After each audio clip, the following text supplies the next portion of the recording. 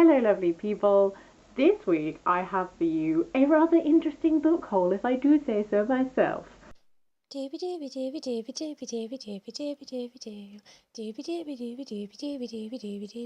Vlogs.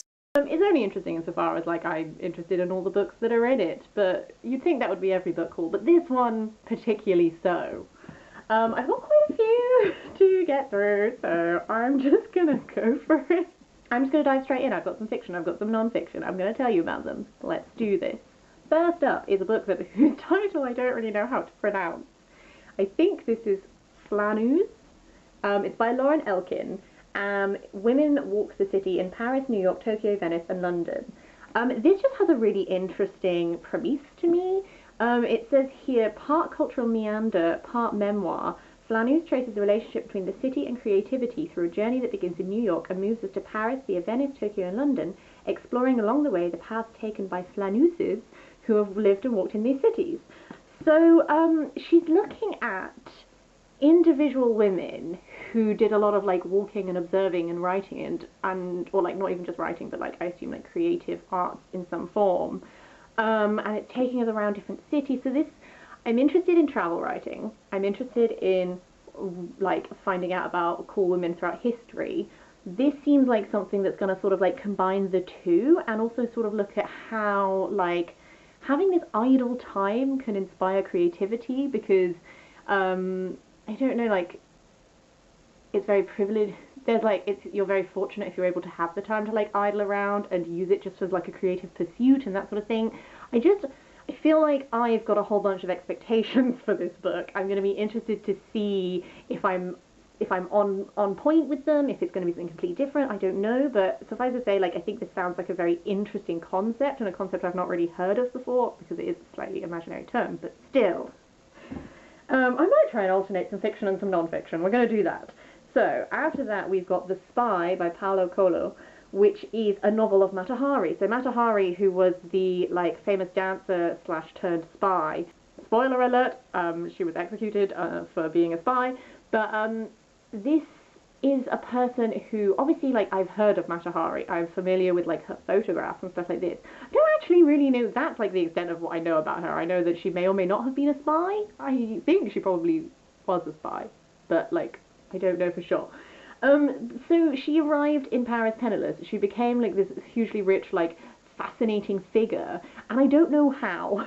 So this is a fiction book, but it's going to sort of tell me a bit more about Mata Hari as a person, I hope. And I've never read any Paulo Coelho before, although I have heard of him before. I don't know what else he's written that I will have heard of, but his name is familiar to me, so I'm excited again. It's only as I go to pick up my third book that I realise there's a real theme of cool women in history going on here. The next book is Gluck, Her Biography by Diana Souhami. I just think Gluck is a really interesting figure who I would like to know more about, because this documentary really teased my interest, but I still feel like I could get to know her better. So she was an artist. She wore men's clothes, aka suits and stuff. She had many affairs with women. She was very open about this. She paused painting for a while, and then to fight for something. She stopped working and fought a bitter campaign over the quality of artists' materials. And then when she was 80, she returned to the limelight with a new creative burst. I just think she sounds so interesting. And one of these real, not afraid to just stand out and be themselves in a time when that was slightly difficult type people. So I am also not actually familiar with her actual artwork that much, so I want to read this and explore her art and just get to know this cool person a bit better. Then we've got Indigo by Marina Warner. I've read half a Marina Warner book because I had to give it back to the library, and I've never actually got it back out again. But it was all about 1001 Nights, and it was really, really interesting, and I really liked it, and one day I will finish it. But this is a fiction book by Marina Warner, which is based on The Tempest, so it's inspired by The Tempest. It traces the scars of colonialism across continents, family bloodlines, and 3 centuries. Rich, sensual, and magical in its use of myths and fairy tales, Indigo explores the intertwined histories of the Everard family and the imaginary Caribbean island where Ariel, Caliban, and his mother, the healer and dyer of Indigo, Sycorax, once lived. So I find The Tempest really interesting, although I've never actually read it. I should really do that sometime. I don't know, there's just, I think it's because I liked Brave New World, and then obviously Brave New World comes from The Tempest, a Brave New World that has such people in it. And so I'm also, you know, love me a good Shakespeare retelling. So interested to see what this is like, interested to see what Marina Warner as a fiction writer is like versus her as a non-fiction writer. Back to non-fiction, we've got the female Malady. Can't say the word. The female Malady. Women, Madness and English Culture, 1830 to 1980 by Elaine Showalter. I picked this up because this is a book that was referenced a lot when I did my degree.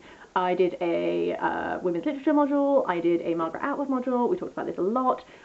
Specifically, I really like the interpretation of Jane Eyre where everyone's shady as fuck, and like the mad woman in the attic and stuff like that, which Elaine Showalter, that's like her thing.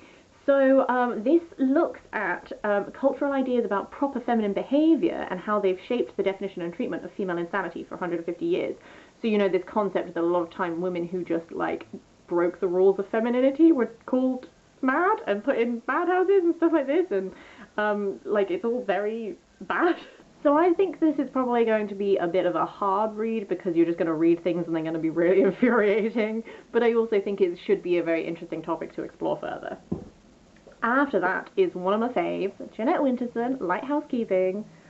This is such a lovely cover. This is such a lovely edition of this. It is my mission to read all of Jeanette Winterson's work. Yes, some of them I get on with a lot better than others. Sometimes I have difficulty connecting, whereas other times they like reach in and grab me by the heart. This has the usual sort of Jeanette things that I quite like. This girl who's been taken in by a lighthouse keeper tells him stories, ancient tales of longing and rootlessness, of ties that bind and of the slippages that occur throughout everyday life. And then she gets caught in her own particular darkness. She embarks on a Ulyssean, can't pronounce anything today.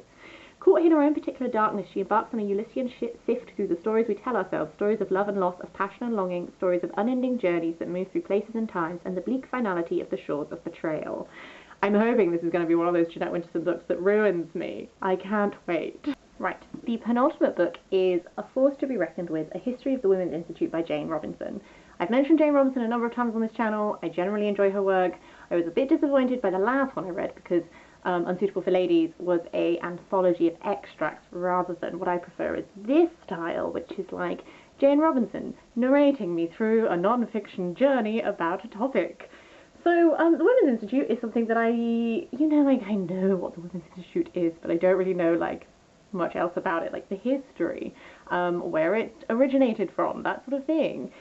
So I'm just trusting that Jane's going to take me on a lovely little journey again, and I'm just going to discover about an institute that I don't really know anything about.